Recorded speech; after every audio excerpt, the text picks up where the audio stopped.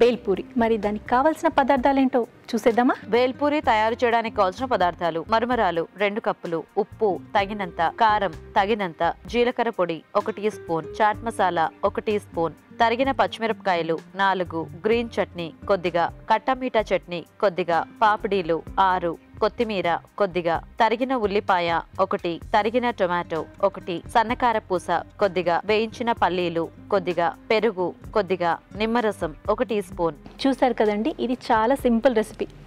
దీనికి స్టవ్తో కూడా పని లేదు, అన్నిలా మిక్స్ చేసుకుంటే సరిపోతుంది. ఉల్లిపాయ ముక్కలు, పచ్చిమిర్చి, టొమాటో ముక్కలు, సాల్ట్, కారం, జీలకర్ర పొడి, చాట్ మసాలా.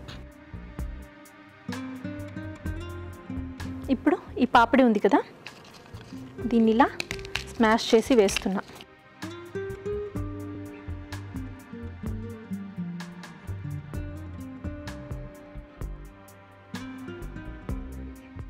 తర్వాత గ్రీన్ చట్నీ,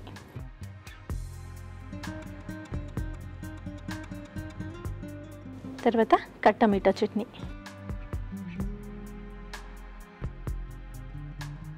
ఇప్పుడు పెరుగు,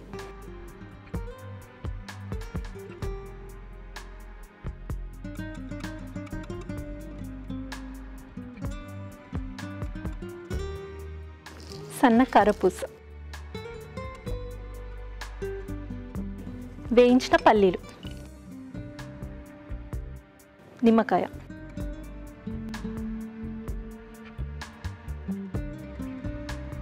లాస్ట్లో కొత్తిమీర.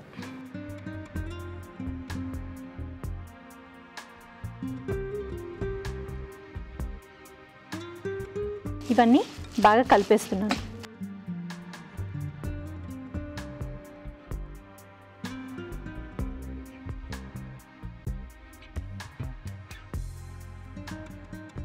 చూసారు కదండి ఎంత సింపుల్లో ఇది. అన్ని ఇంగ్రీడియంట్స్ రెడీగా ఉండాలి, కానీ పిల్లలు కూడా చేసుకోవచ్చు. చాలా ఇష్టంగా తింటారండి పిల్లలు దీన్ని.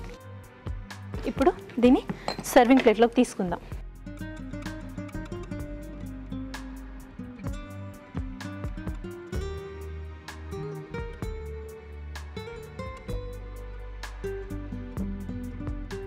లాస్ట్లో కొత్తిమీరతో కొంచెం గార్నిష్ చేసుకుందాం. అండ్ ఈ సన్న కారపూస.